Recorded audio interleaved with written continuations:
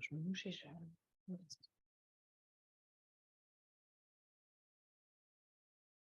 on participe. Je vais mettre ça. Mais c'est vrai, comme ils savent qu'après, c'est en ligne.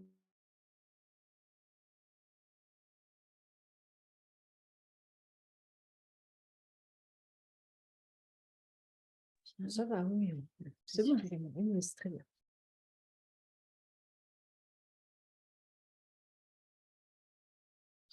Qui va la vidéo quand même, non? C'est bon? Oui, c'est bon. Chers étudiants, bonjour. Bienvenue dans cette réunion de présentation du Master Fiscalité des affaires et du patrimoine, dont nous assumons, ma collègue Suzy Bradburn et moi-même, la codirection. Alors, voilà la façon dont ça va s'organiser. On va vous présenter donc le Master 1 et puis le Master 2. On vous présentera tout ce qui est sélection, les critères de sélection, et puis ensuite quelques mots sur les débouchés. Et bien évidemment, si vous avez des questions, vous n'hésitez pas à poser ces questions par oral directement si vous voulez ou par le biais du chat. Mais voilà, n'hésitez pas à poser toutes les questions que vous avez sur ce diplôme. En tout cas, on vous remercie pour votre participation. Alors, on aime bien faire cette réunion de présentation, tout simplement parce qu'on aime bien ce diplôme, on aime bien ce master. Vous avez commencé à découvrir pour les Bordelais et les autres aussi la fiscalité en L3. A priori, cette matière vous intéresse. Vous allez continuer à la découvrir l'année prochaine. Mais ce qu'on voulait vraiment vous dire d'une façon générale, c'est que la fiscalité, c'est vraiment une matière intéressante, une matière importante qui est à la fois très abstraite, notionnelle, c'est-à-dire qu'il faut réfléchir et en même temps, c'est très concret. C'est-à-dire qu'à chaque fois, il s'agit de régler des problèmes concrets. Donc, pour ça, ça donne vraiment une utilité à cette matière et puis du coup, un côté aussi assez ludique, assez intéressant. Sachez que dans ce master de fiscalité, vous ferez de la fiscalité, mais pas que. Vous le verrez, en Master 1 comme en Master 2, il y a beaucoup d'autres matières qui sont enseignées pour deux raisons. D'abord, parce qu'on ne peut pas être un bon fiscaliste si on ne connaît pas bien le droit privé, c'est ce que vous avez appris jusqu'à présent, hein, mais, et vous allez continuer à avoir des cours évidemment en master, mais aussi le droit des affaires. Donc, en Master 1 comme en Master 2, il n'y aura pas que des enseignements de fiscalité pour cette raison. Et l'autre raison, mais cette fois-ci c'est pour vous, c'est que même si vous décidiez de vous réorienter à la fin de votre première année ou même de votre deuxième année en vous disant finalement la fiscalité c'est pas mal, mais je ne veux pas faire ça toute la journée, ou en tout cas une grande partie de ma journée, le diplôme est suffisamment généraliste entre guillemets pour que vous puissiez, et on a vu déjà des exemples d'étudiants, même si le diplôme c'est que ça quatrième année, hein, l'année prochaine sera la quatrième année. On a déjà vu des étudiants qui s'étaient réorientés vers du droit des sociétés, vers du droit immobilier. Donc, vous ne vous enfermez pas du tout en choisissant cette spécialité. Alors, quelques mots sur le Master 1, mais qui vont être très rapides parce que à Bordeaux, le choix que nous avons fait, c'est d'avoir un Master 1 très généraliste en droit des affaires, puisque la plupart des cours donc, sont en amphithéâtre. Il y a bien souvent, évidemment, plusieurs parcours mélangés. Et la spécialisation ne se fait que pour certaines options où on vous impose certaines matières à TD. Mais l'idée, c'est que à Bordeaux, dans la mention droit des affaires, la première année, le Master 1 est finalement un petit peu le même pour tout le monde, à quelques détails près. Les matières obligatoires en TD, ce sera le droit commercial, donc droit bancaire et procédure collective, et le droit fiscal, évidemment, sur les deux semestres. Vous avez ensuite des cours obligatoires, droit spécial des sociétés, parce qu'en fiscalité, on fait beaucoup de droit des sociétés, donc c'est important hein, d'aimer aussi le droit des sociétés quand on s'oriente vers ce master.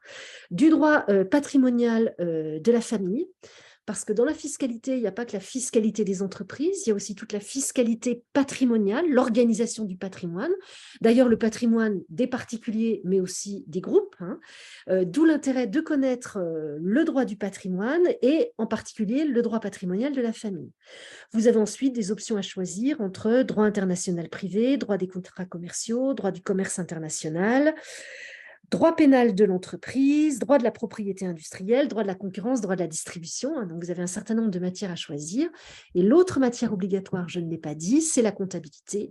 Parce que c'est pareil, pour être un bon fiscaliste, alors il ne faut pas être comptable, hein, mais il faut avoir de bonnes bases en comptabilité, d'où l'accent mis à Bordeaux sur les enseignements de comptabilité en Master 1, mais aussi en Master 2. Donc, c'est une année finalement de Master 1 très classique, hein, avec 2 semestres, des examens à la fin de chacun des semestres. C'est surtout sur la deuxième année, le Master 2, que la spécialisation va s'accentuer. Oui, donc je vais vous présenter maintenant le Master 2, donc la deuxième année de ce Master Fiscalité des affaires et du patrimoine. Donc là, finalement, les cours vont être beaucoup plus axés sur la fiscalité, donc sur cette spécialité, mais encore une fois, cela a été dit, mais il y aura aussi d'autres matières, d'autres disciplines qui vont être enseignées, des matières connexes et indispensables à la fiscalité. Donc la fiscalité, elle va être appréhendée dans sa dimension nationale, française, mais aussi dans les dimensions européennes et internationales. On aura aussi des cours sur la fiscalité des affaires, c'est-à-dire la fiscalité des sociétés et des groupes, mais aussi la fiscalité personnelle et patrimoniale. Donc finalement, tous les champs de la fiscalité seront envisagés lors de cette deuxième année de master. Au-delà de ça, seront envisagées les procédures fiscales, le droit pénal fiscal et un cours sur les sources et grands principes du droit fiscal. Donc là, ce sont les cours principaux, on va dire, qui sont axés donc, sur la fiscalité. Mais comme on le disait, donc, il y a d'autres matières connexes et indispensables que sont la comptabilité, euh, la gestion financière et le droit des sociétés. Voilà pour les cours de cette deuxième année de master. Et donc, la particularité de cette deuxième année est qu'elle est ouverte à l'apprentissage, ce qui signifie que cette année de master 2 va être entrecoupée entre des périodes de cours à l'université, à la faculté de droit, et un temps en entreprise, en structure d'accueil, en tant qu'apprenti. Et dans cet objectif de professionnalisation, on a également mis en place, eu à cœur de mettre en place des ateliers aussi de professionnalisation en plus des cours classiques. Et donc, vous aurez tout un tas d'ateliers, de séminaires sur la vie finalement en entreprise et en cabinet pour bien connaître en fait l'environnement professionnel dans lequel vous projetez d'aller à l'issue de vos études. À côté des cours, il y a aussi des séminaires pratiques qui sont dispensés par des professionnels, des séminaires pratiques sur différents thèmes. On fait évoluer les thèmes d'année en année, mais donc on a énormément d'intervenants professionnels qui viennent faire cours à Bordeaux sur des thèmes tels que, tu en as en tête, l'IFI, Les prix de transfert, l'établissement stable, voilà, les LBO, voilà, des séminaires assez techniques qui sont donc dispensés par des professionnels. Donc, vous avez aussi bien des enseignants en fait, de Bordeaux qui vous font cours, mais aussi des professionnels qui viennent vous expliquer la matière et certains thèmes. Voilà pour les cours. Oui, simplement, donc, dans ce M2, vous l'avez compris, donc ça n'aura rien à voir avec le Master 1, hein, parce que vous êtes en petit groupe, hein, la capacité d'accueil, c'est 25 étudiants. Vous avez donc, on vous donnera plus d'éléments sur l'apprentissage juste après, hein, Suzy reprendra la parole. Donc, des séquences à l'université 3 mois, des séquences en entreprise 3 mois, beaucoup de professionnels qui vont intervenir. On va organiser aussi toute une série de choses autour. Par exemple, un tax game, un grand cabinet, le cabinet Bredin-Prat, qui vient vous faire un tax game sur la politique fiscale et la stratégie fiscale d'un grand groupe, c'est-à-dire que vous travaillez en équipe et vous devez donc présenter un projet. On aura donc comme ça beaucoup de choses. Le but, c'est vraiment de vous faire découvrir la façon dont la fiscalité est vécue dans les cabinets, en entreprise, et de vous délivrer à la fois des cours fondamentaux, parce que le plus important en matière fiscale, c'est de savoir chercher, savoir identifier les problèmes, de savoir raisonner, mais en vous apportant aussi toute une série de connaissances pratiques. Et voyez, ce diplôme, donc ce sera sa 4e année d'existence. Et ce qui était passionnant pour nous, c'est qu'on l'a créé de A à Z. Voilà, on a créé pour nous le meilleur diplôme. Alors, on s'est peut-être trompé, mais on a vraiment regardé tout ce qui se faisait ailleurs, ce que nous, on aurait aimé avoir comme étudiants, toutes les nouvelles questions. On s'est rendu compte que, évidemment, bon, ça, tout le monde l'avait compris il y a bien longtemps, qu'il faut faire à la fois la fiscalité interne, internationale, européenne, mais que de plus en plus, les cabinets, les entreprises avaient besoin de fiscalité patrimoniale. Donc, l'idée, c'est qu'on a vraiment pu créer une maquette qui est vraiment adaptée aux besoins du monde professionnel, qui est vraiment adaptée aux évolutions de la fiscalité, aux évolutions de l'entreprise. On l'a fait évoluer chaque année et on a vraiment essayé de concocter le programme le plus passionnant possible. Et alors, j'espère que vous serez en relation. N'hésitez pas à poser des questions aux anciens, hein, puisqu'il y a maintenant plusieurs promotions de Master 2. On peut le dire, on est très contente, hein, on est vraiment content de la façon dont les étudiants ont accueilli ce diplôme, la façon dont ils le vivent, la façon dont ils se sentent bien au sein de ce diplôme. On a eu donc les premiers étudiants diplômés l'année dernière. Là, ils ont vraiment été pris, donc c'est le CRFPA, c'est des stages, c'est en cabinet. Mais pour l'instant, on est vraiment très, très content de l'accueil de ce diplôme par les étudiants, mais aussi par les professionnels. Et si tous les étudiants trouvent aussi facilement des contrats d'apprentissage, bah, c'est aussi que le diplôme est quand même adapté à ce que les employeurs attendent. Alors, vous n'hésiterez pas à nous poser des questions, mais peut-être qu'on va dire quelques mots sur l'apprentissage, Oui. puisque pour vous, c'est quand même peut-être un peu nouveau. Donc, je laisse Suzy vous expliquer Oui, en tout fait, ça. ça a été dit, mais ce diplôme, il est assez récent. Donc voilà, c'est la 4e promotion qui va entrer en septembre 2023. On l'a créé aussi en collaboration avec notre réseau professionnel pour répondre aux besoins professionnels. Et l'apprentissage a été une solution voilà, qu'on a décidé de prendre pour faciliter l'insertion professionnelle des étudiants en cabinet d'avocat, en entreprise, en direction juridique, en direction fiscale, voire à l'administration fiscale. Donc, on a créé ce diplôme en apprentissage pour ces raisons et on a réfléchi sur le rythme d'alternance en discutant très longuement avec ses partenaires. Et donc, nous proposons une alternance de 3 mois, c'est-à-dire que vous êtes en cours à l'université septembre, octobre, novembre, donc le premier trimestre, et vous partez ensuite en structure d'accueil, donc entreprise, cabinet d'avocat, administration fiscale, en décembre, janvier, février. Puis en mars, donc vous revenez pour une nouvelle période de cours à l'université qui va de 3 à 4 mois. Et après cette période de cours, enfin à la fin de cette période de cours, vous passez vos examens et vous repartez en structure d'accueil, donc l'été 2024, si on prend l'année universitaire à venir, soit pour une période de 3 mois, pouvant aller jusqu'à 6 mois, ce qui donne une très belle opportunité pour rester dans le milieu professionnel, en cabinet, en entreprise, en administration fiscale, sur une longue période à la fin de votre Master 2, donc de 3 à 6 mois. Donc finalement, pour ceux qui vont jusqu'au bout de la durée possible, on va dire, vous êtes finalement en Master 2 jusqu'en décembre 2024 avec de longues périodes en structure d'accueil, ce qui n'est pas négligeable et pour votre CV et pour votre apprentissage et pour votre formation de manière générale. Voilà ce qu'on peut dire sur l'apprentissage. Les cabinets, enfin les structures d'accueil sont très contentes, hein, je crois, de cette formule. On peut le percevoir parce qu'on a évidemment les retours et les suivis des étudiants quand nous-mêmes, on va se rendre dans les cabinets, les structures d'accueil, mais aussi parce que voilà, ça va être la 4e année cette année, mais les premiers partenaires qui ont pris des apprentis ont renouvelé chaque année les contrats et donc on sait maintenant que c'est une formule qui marche et nombreux sont nos partenaires qui renouvellent leur engagement et prennent des apprentis donc chaque année.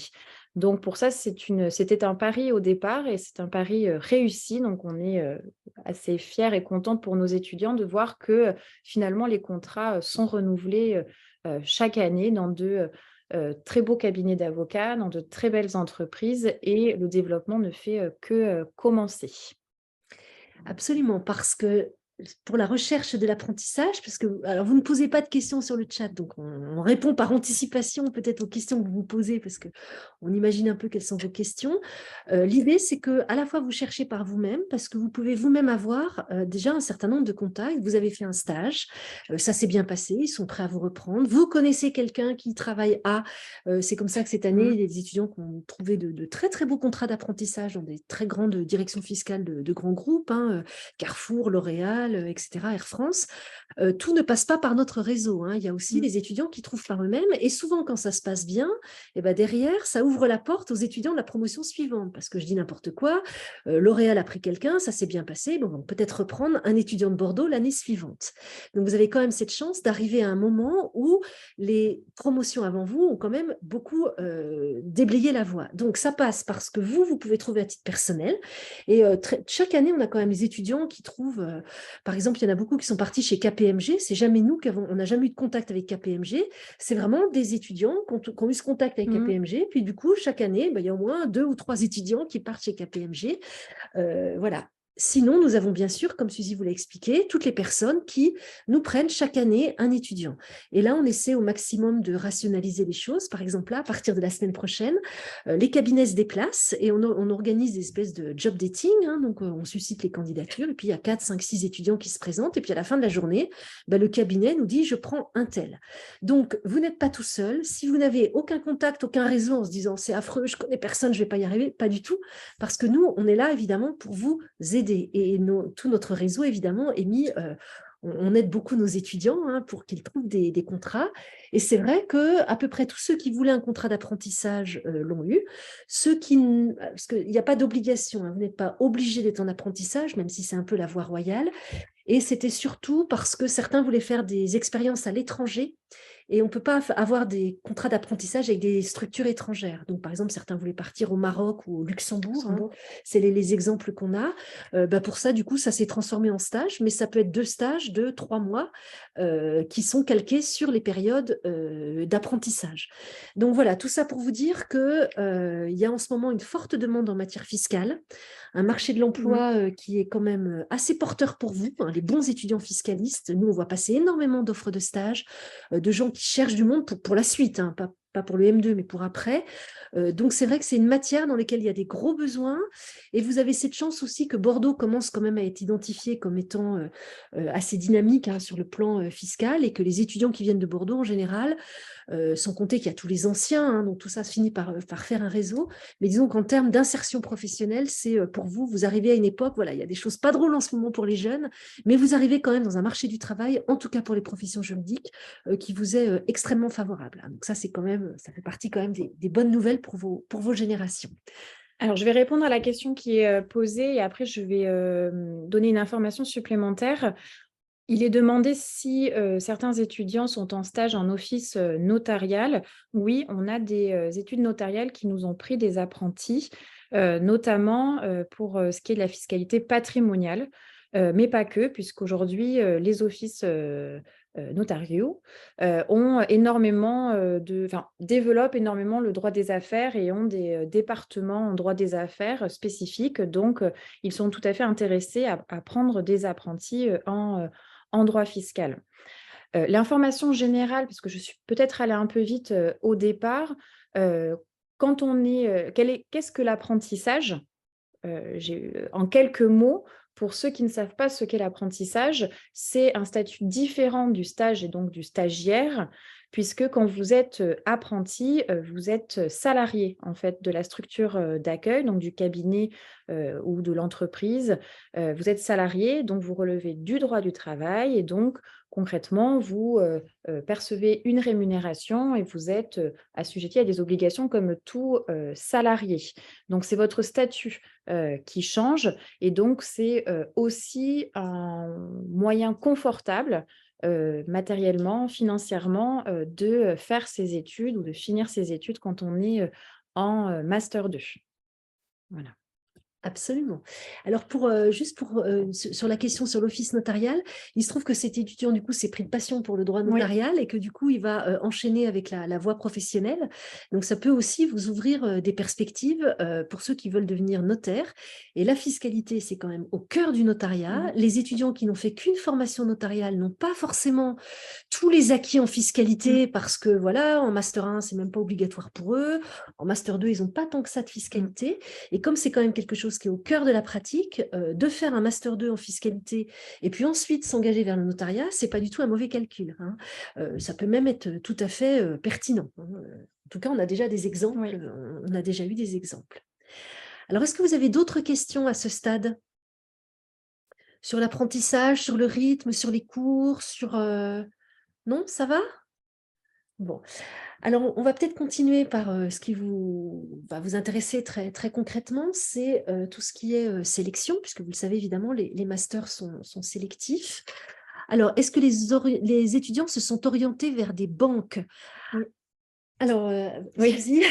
Oui, nous avons des étudiants qui ont fait leur apprentissage dans des banques, que ce soit en clientèle particulier, donc plutôt gestion de patrimoine privé, ou clientèle professionnelle. Donc oui, tout à fait, les banques sont aussi en recherche d'apprentis.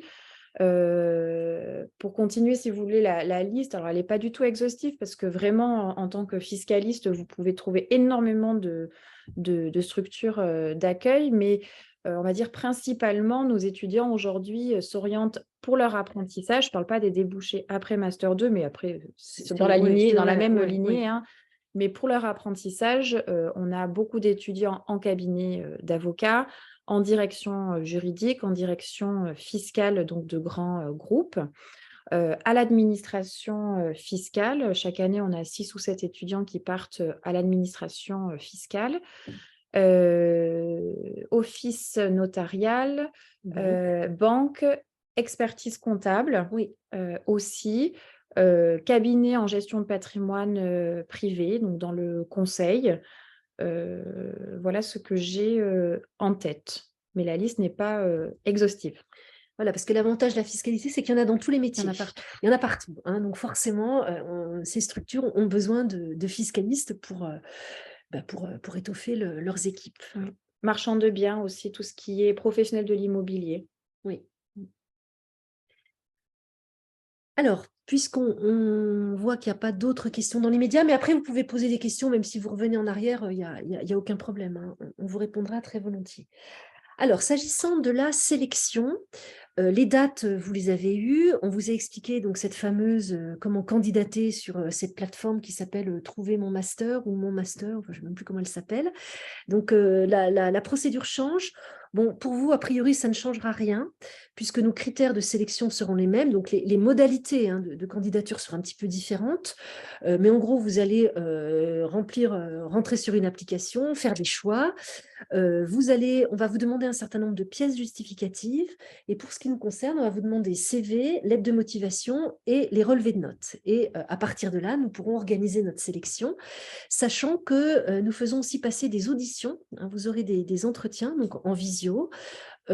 Pourquoi? Parce que d'abord, il n'y a pas que des étudiants bordelais. Donc maintenant, en plus, la visio, c'est... Alors, des entretiens, pourquoi? Parce que nous, on veut vous voir, on veut pouvoir discuter avec vous. C'est important hein, de voir la personne pour plein de raisons. Et puis, c'est aussi un gage de motivation parce qu'on voit tout de suite si vous voulez venir ou pas, si vous êtes intéressé ou pas, parce que cette plateforme nationale, vous allez pouvoir candidater partout. Vous pouvez... Dans un master, vous pouvez candidater à tous les parcours. Donc, le risque, c'est que les étudiants vont candidater partout. Vous allez faire plein de demandes. Et puis, au final, il y a plein d'endroits où vous n'avez absolument aucune envie d'aller. Hein. Donc, nous, après, en tant que responsable de parcours, il faut un petit peu qu'on puisse trier les gens qui veulent vraiment venir et puis les gens qui, de toute façon, ne viendront pas. Hein. Donc, pour tout ça, l'audition est indispensable. Donc, il y aura à la fois une sélection sur dossier et puis ensuite des auditions. Alors, s'agissant de ce qu'on va vous demander, le premier élément, ce sont les relevés de notes, puisque on va regarder quelles ont été vos moyennes générales, on va regarder si vous avez eu des mentions, et puis surtout, on va regarder les notes dans les matières fondamentales. Voilà, les notes dans les matières fondamentales. Donc, sur cette base, c'est un élément important quand même qui démontre votre niveau, mais ça n'est pas le seul. Mais c'est quand même, on ne va pas se mentir, c'est un élément important, hein. Après, qu'il y ait eu un redoublement, on s'en moque. Enfin, vraiment, hein, Oui, oui. on ne fait pas du tout attention à ça. Je sais qu'on vous dit beaucoup en cours, ouais, si vous redoublez, vous êtes mort, vous ne serez jamais pris. C'est complètement faux. On peut avoir des tas de raisons de redoubler. Le tout, c'est qu'on comprenne, voilà, qu'est-ce qui a pu se passer cette année-là. Il y a plein de raisons qui font que les années peuvent être plus compliquées que d'autres. Ça peut être des problèmes de santé, ça peut être des problèmes familiaux, ça peut être des problèmes de tout ordre, de motivation. Voilà, j'ai beaucoup fait la fête. Nous, on s'en moque. Le tout, c'est de voir que vous avez quand même un dossier qui montre que vous avez un certain potentiel, que vous avez évolué. Voilà, nous, on préférera les dossiers qui montent que les dossiers qui descendent, encore qu'on va se poser la question, tiens, pourquoi ça descend chaque année, hein. Voilà, on essaie d'avoir une lecture intelligente des dossiers, de ne pas être trop mécanique. Il a pu nous arriver de prendre des étudiants dont les dossiers n'étaient pas parmi les plus extraordinaires. Et puis après, ils étaient tellement motivés parce qu'il y a les résultats scolaires et puis il y a le reste, hein. Et donc, c'est vrai qu'on accorde beaucoup d'attention aux mentions parce que c'est quand même aux notes, parce que c'est quand même révélateur de quelque chose, mais tout n'est pas contenu dans les notes. Et encore une fois, quand on voit après, bon, on fait quand même ces métiers depuis longtemps, hein, des étudiants de Master 2 qui, jusqu'à la licence, avaient quand même des résultats qui n'étaient pas terribles et puis qui sont réveillés après, qui ont fait des carrières extraordinaires, hein. Donc, on essaie d'avoir une lecture un peu intelligente Oui. du dossier. Voilà. Ensuite, on sait très bien que les années Covid ont été plus compliquées, qu'il y a eu des tas de mentions, par exemple, en première année. Voilà, donc après, nous, on connaît quand même, en tout cas pour ceux qui sont bordelais, hein, on connaît les années, on sait ce qui a pu se passer. Donc, on essaie d'avoir de la lecture la plus fine possible et pas bête et méchante du dossier. Oui. Indépendamment donc des mentions, alors, je te laisse peut-être répondre, Suzy, à la question qui vient très bien. Ah, est-il important d'avoir suivi la matière de fiscale en L3? Oui et non. Si vous l'avez suivi, tant mieux, puisque vous avez suivi, en tout cas pour les Bordelais, un cours d'introduction au droit fiscal. Donc, j'imagine que si vous continuez en master, c'est que la matière vous a plu et que vous êtes motivé pour faire de la fiscalité. Donc, c'est révélateur de votre appétence pour la matière. En revanche, si vous ne l'avez pas suivi, ce n'est absolument pas éliminatoire. Vous pouvez tout à fait candidater. Voilà, il y a peut-être des universités où la matière n'est pas proposée avant le niveau master. Vous n'y pouvez rien et vous êtes quand même les bienvenus chez nous. Oui, oui, absolument. Il nous est arrivé régulièrement de prendre des étudiants, par exemple, qui ne venaient pas de la L3 entreprise, hein, qui venaient de la L3 droit privé, qui du coup n'avaient pas appris le droit fiscal parce qu'il y a tout un choix d'options. Même des gens qui viennent de procédure, parce qu'on vous dit, ouais, si vous êtes avocat, il faut à tout prix prendre procédure, ce qui est complètement faux, hein, puisqu'évidemment, nos masters vous préparent évidemment à être avocat. On n'est pas obligé d'avoir fait un master de procédure pour devenir avocat. Donc, nous, peu importe, hein, on va regarder un petit peu le potentiel, les notes, et on se dit, cet étudiant, eh bien, s'il n'a pas fait de fiscal ou s'il n'a pas fait de droit des sociétés, ben, il travaillera 2 fois plus l'année prochaine pour rattraper les autres, c'est tout, hein. Après, la balle est dans votre camp, hein, et ce sera à vous de rattraper. De toute façon, on ne peut pas avoir fait toutes les matières qui sont nécessaires parce qu'elles sont toutes importantes. Donc, le tout, c'est les matières qu'on n'a pas faites, de les identifier.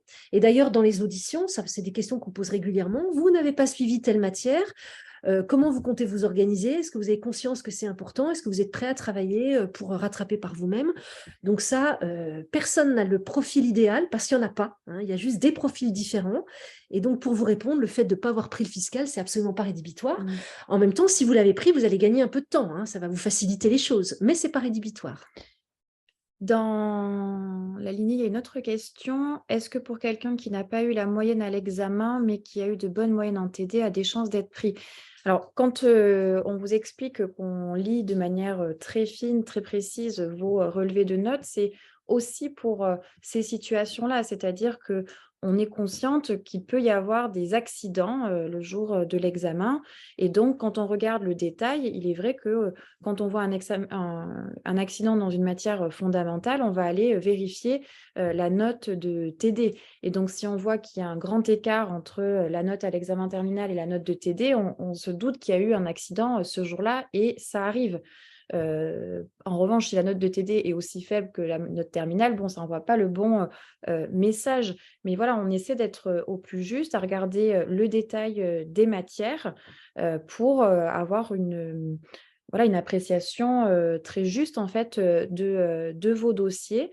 Euh, et peut-être que ça fera la transition sur la lettre de motivation, Oui. mais la lettre de motivation est aussi là pour expliquer en fait votre parcours, vos notes, pourquoi ce semestre-là, vous êtes peut-être passé à côté et que ce semestre-là présente des résultats moins bons que les autres. Voilà, la lettre de motivation, on n'attend pas du tout une lettre de motivation standardisée. Vous êtes chacun et chacune des étudiants à part entière avec des parcours académiques et de vie différents. Et c'est ça qu'on veut voir dans vos lettres de motivation, en fait. Hein.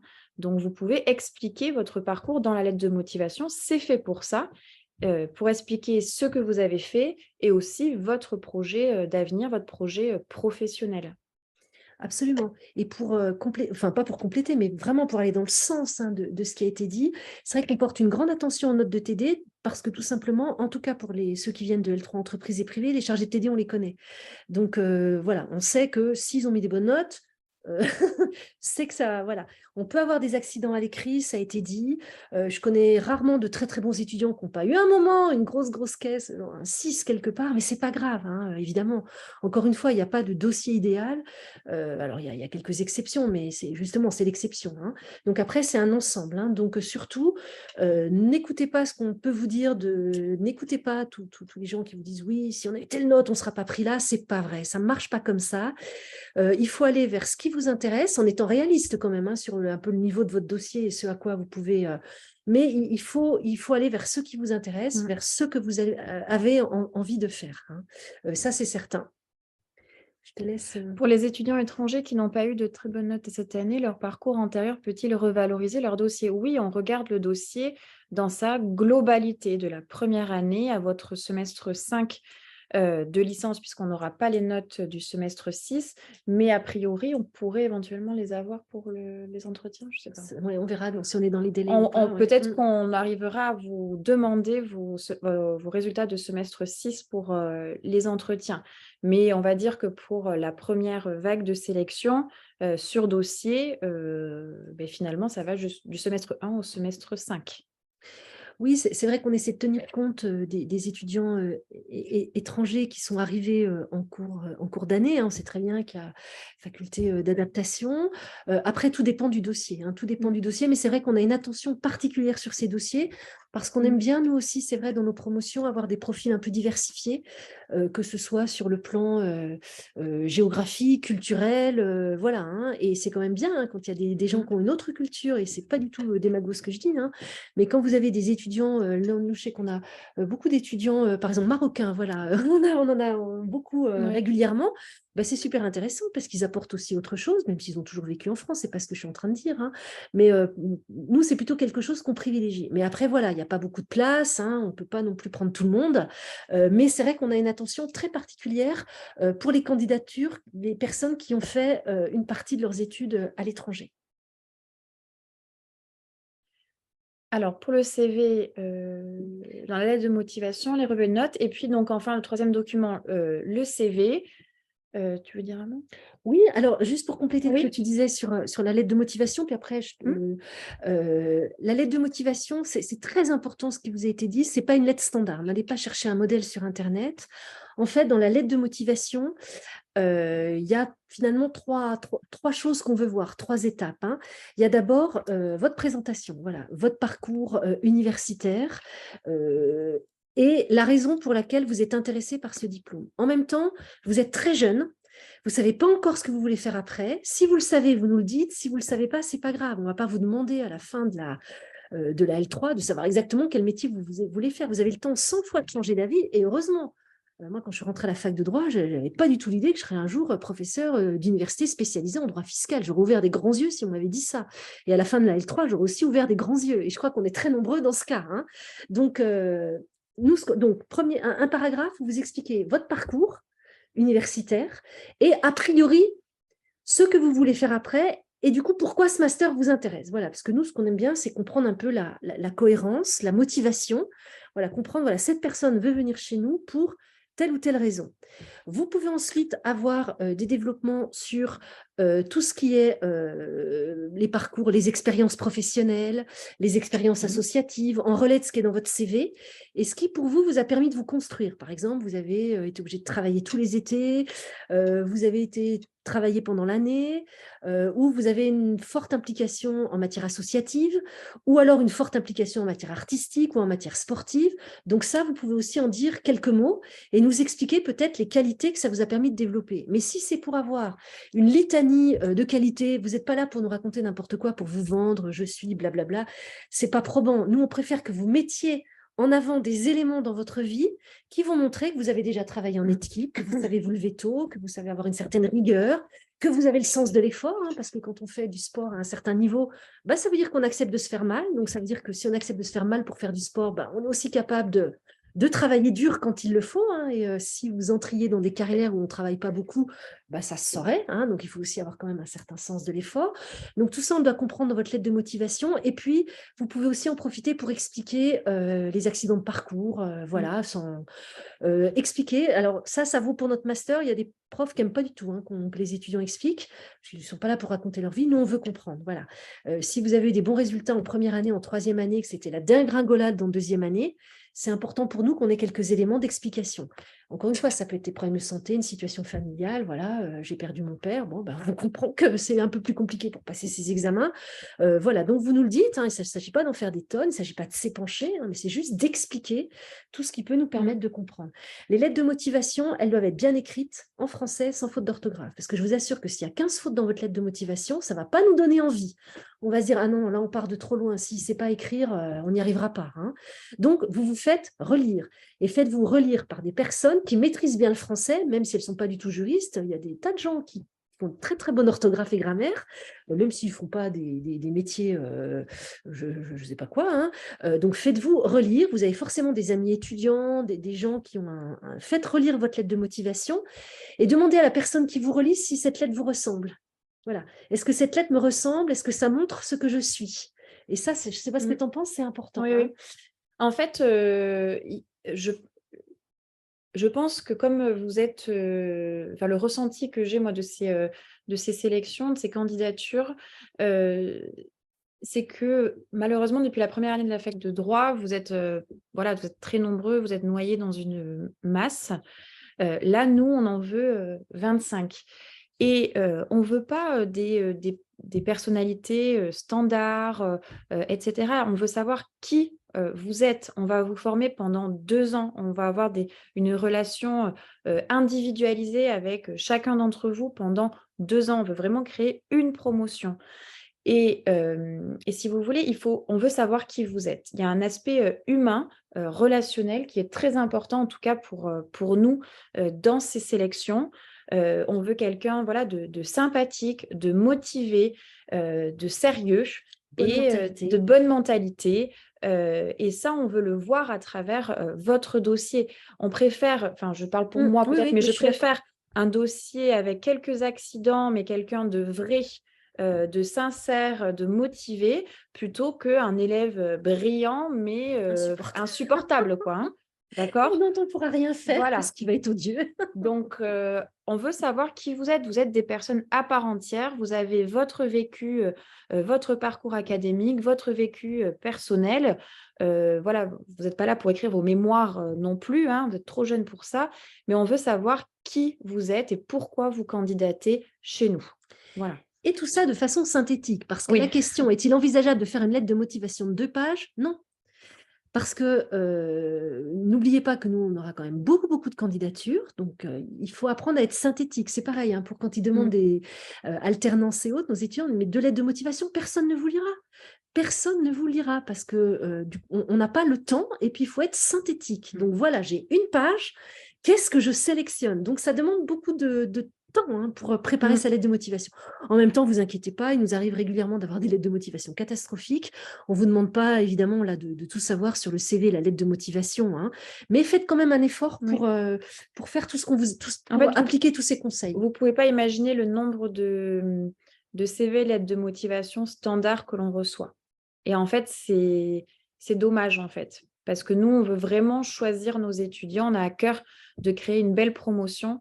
Donc, on prend vraiment le temps, finalement, d'éplucher vos dossiers et d'identifier les bons éléments. Et quand je dis bons éléments, c'est pas C'est pas forcément que les que, notes. d'un point de vue académique, c'est aussi, toutes les qualités et compétences extra-juridiques que vous avez développées par vos expériences autres que la fac, de droit.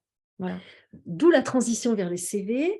Donc, c'est pareil, les CV, cherchez des modèles de CV sur Internet, mais je vous en prie, cherchez des modèles sobres, hein. Vous allez faire des études de droit, vous n'allez pas faire du marketing ou du numérique ou de l'artistique.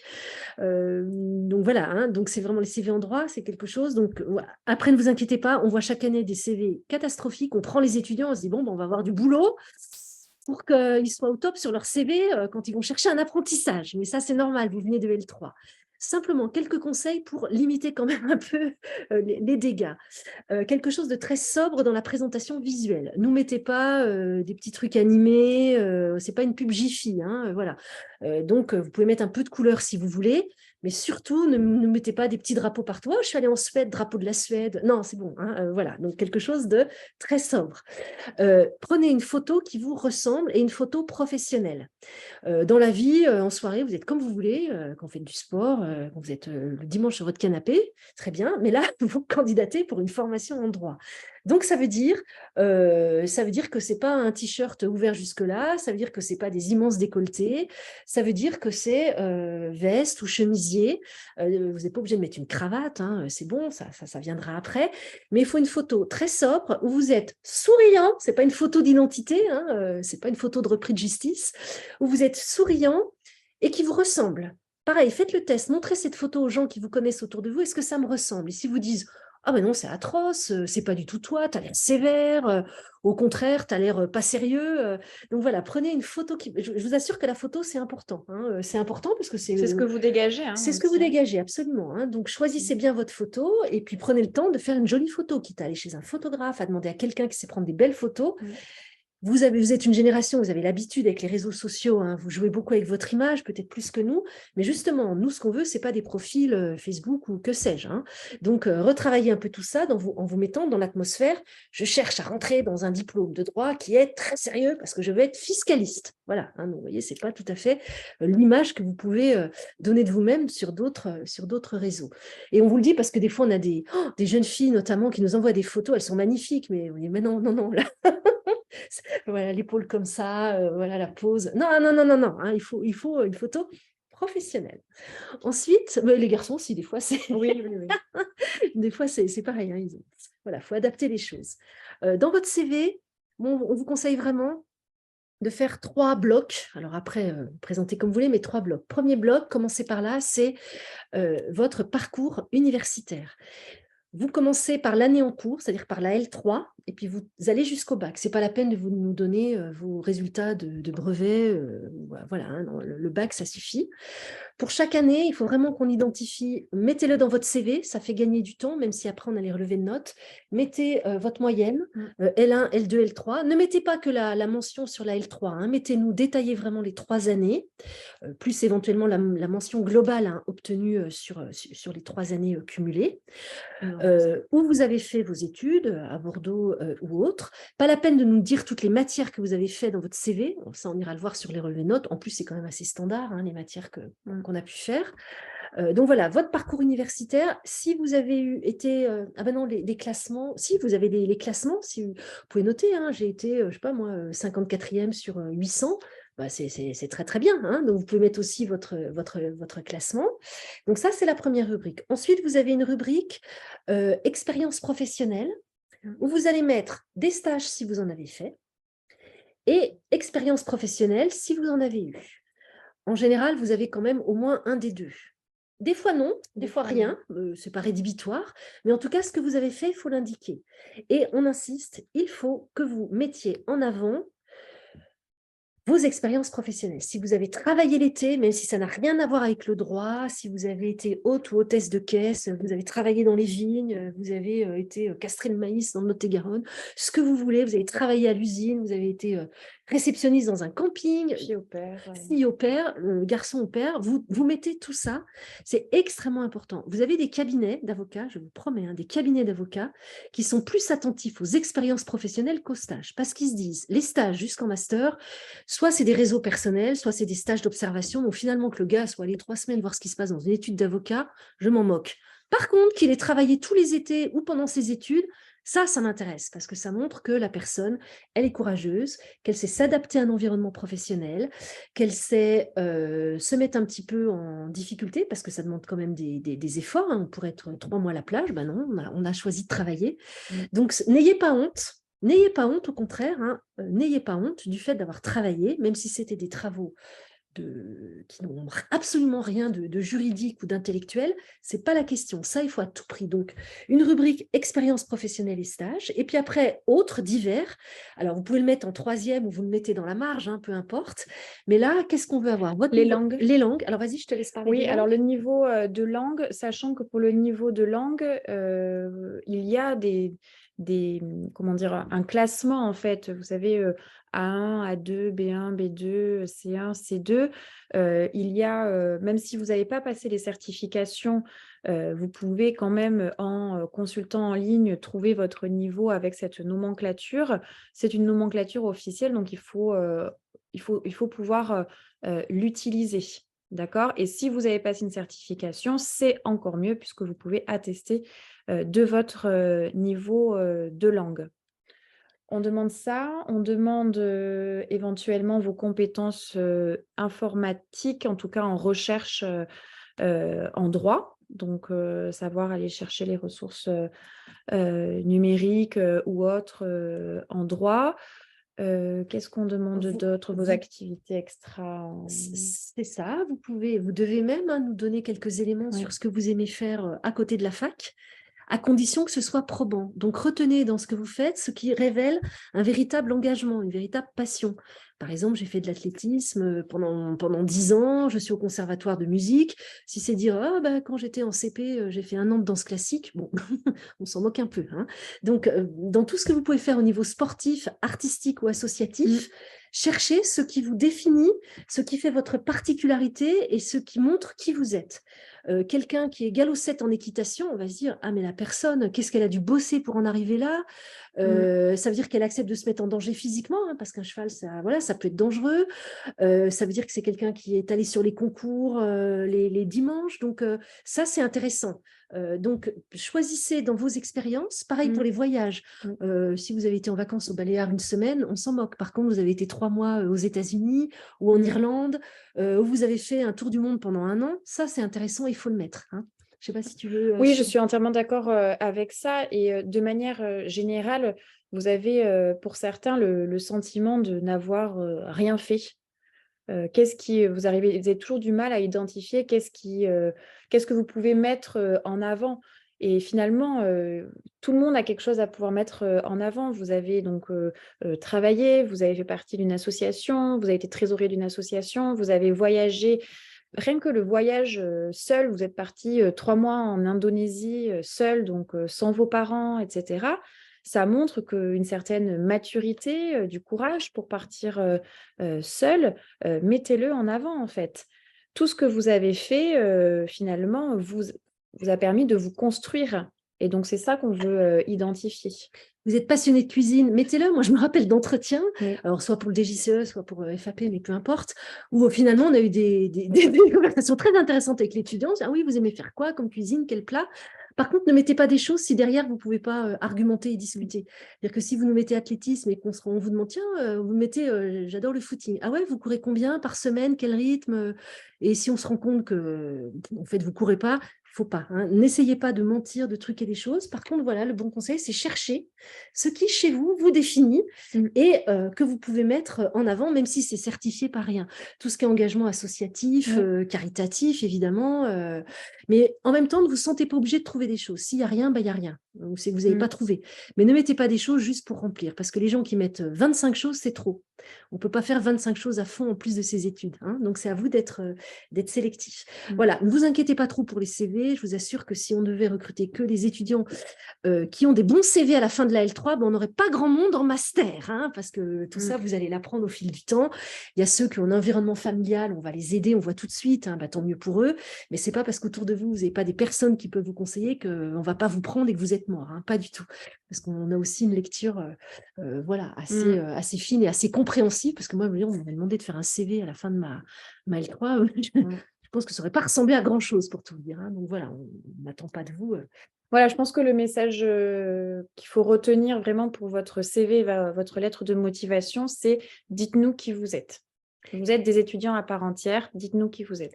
Et que ce soit clair, parce qu'il y a des CV, on ne comprend rien.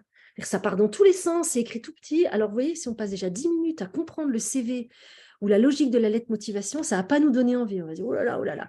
Donc, essayez d'être des qualités qu'on attend de vous en tant que juriste, d'être rigoureux, structuré, synthétique.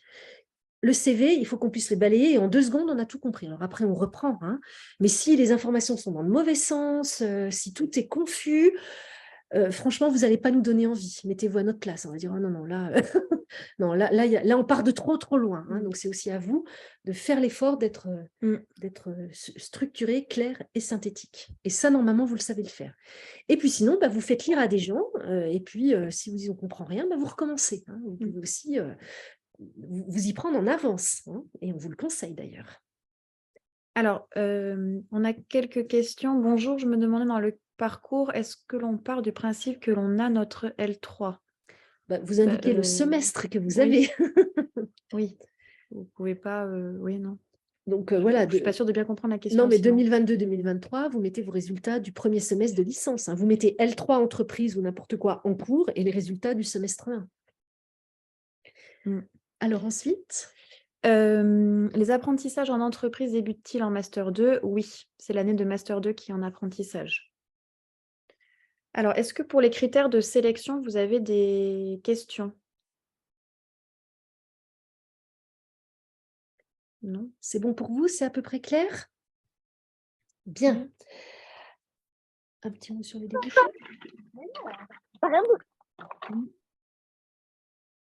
Bon, ça devait être un micro qui sait.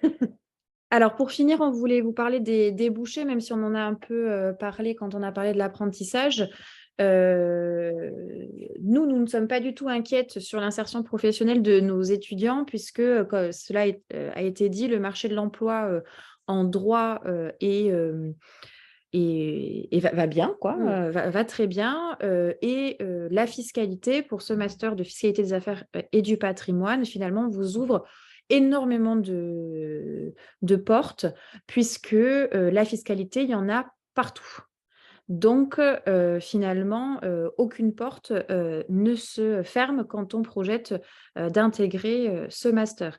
Alors, vous pouvez être bien évidemment avocat fiscaliste, vous pouvez être juriste d'entreprise, juriste fiscaliste, vous pouvez donc être en direction juridique ou en direction fiscale de groupes d'entreprises.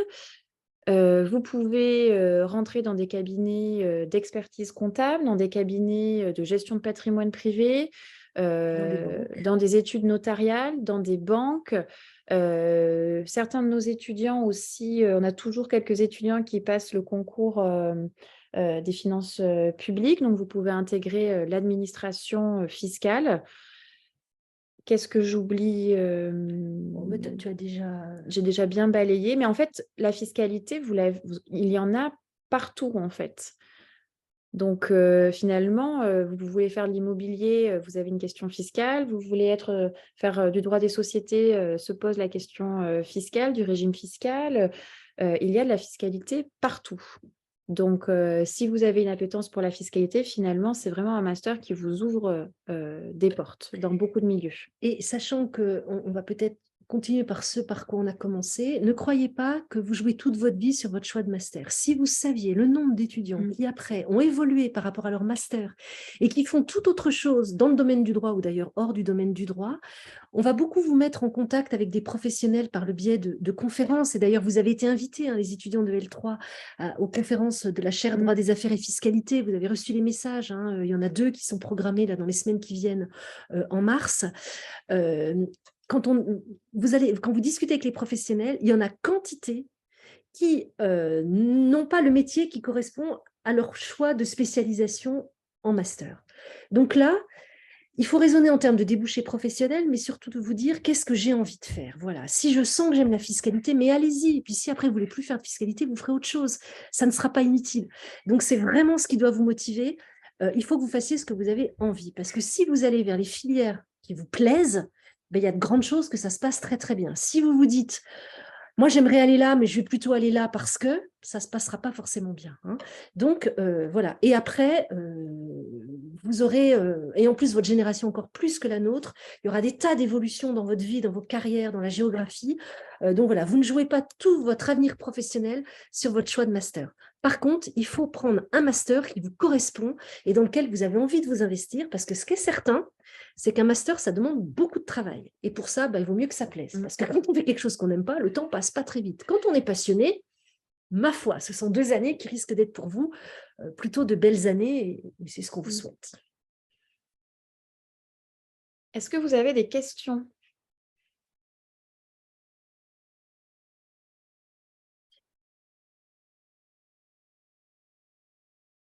Alors, est-ce qu'il y a une grande différence entre le master fiscalité des affaires et du patrimoine et le master droit des affaires et fiscalité? Alors, il y a beaucoup de points communs. L'apprentissage, tout ce qu'on a dit sur la philosophie, c'est la même chose. La différence du DGCE, c'est que c'est plus généraliste. Parce que le DGCE, c'est une formation généraliste en droit des affaires. Donc, vous ferez beaucoup de droit des sociétés, beaucoup de fiscalité, beaucoup de droit du contrat, vous ferez un peu de droit du travail et un peu de financement et recouvrement. Alors que sur le master fiscalité des affaires et du patrimoine, et vous ferez aussi beaucoup de comptabilité en DGCE. Alors que sur fiscalité des affaires et du patrimoine, c'est quand même la fiscalité sur le master 2, et puis comptabilité, droit des sociétés. Par exemple, vous ne ferez plus de droit des contrats, vous ne ferez pas de droit du travail. Donc le DGCE, c'est une formation plus généraliste que fiscalité des affaires et du patrimoine, même si dans le DGCE, il y a beaucoup de fiscalité, parce que les 2 directeurs du DGCE aiment bien la fiscalité, donc ils en ont mis pas mal, mais il n'y a pas que de la fiscalité, il y a aussi d'autres choses. Donc si par exemple, vous détestez le droit des contrats, le droit du travail, vous allez un peu souffrir en DGCE, parce que vous allez reprendre un peu toutes ces matières. Voilà.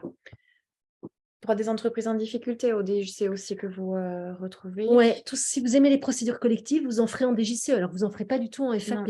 Donc, c'est aussi en fonction des matières qu'il faut choisir. Pour les matières, vous avez accès sur le site de la faculté. Dans l'offre de formation, vous avez les maquettes des différents parcours. C'est intéressant pour vous justement de les regarder pour comparer les cours.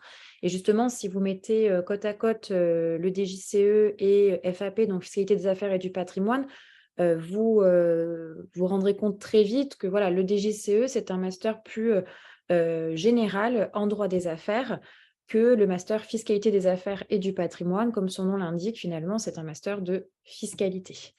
Mais ce qu'on vous incite vraiment à faire, c'est de suivre des réunions d'information assez générales. De toute façon, c'est toujours bon de prendre des informations. Puis après, il peut y avoir des questions d'affinité. On dit, ouais, ça m'a bien plu. Des fois, c'est un peu irrationnel. On se dit, tiens, je vais aller là parce qu'il y a telle et telle chose qui ont été dites ou j'ai eu tel écho d'un ancien étudiant. Donc, faites aussi les réunions de présentation des autres masters en droit des affaires, le DGCE et autres. Mais vraiment, si vous sentez que vous aimez la fiscalité, vous ne vous tromperez pas en venant dans ce parcours, ça, c'est certain. Est-ce que vous avez d'autres questions? Non? Bon. Écoutez, on va clore la réunion. Encore une fois, on attire votre attention sur les conférences qu'on organise au mois de mars. Venez rencontrer des professionnels, rencontrer des étudiants, commencez à vous immerger. En plus, ça dynamise, voilà, ça change des cours. Et c'est le monde professionnel qui vient à la fac, donc profitez de ces opportunités. Et puis, on vous souhaite une bonne continuation. Au revoir.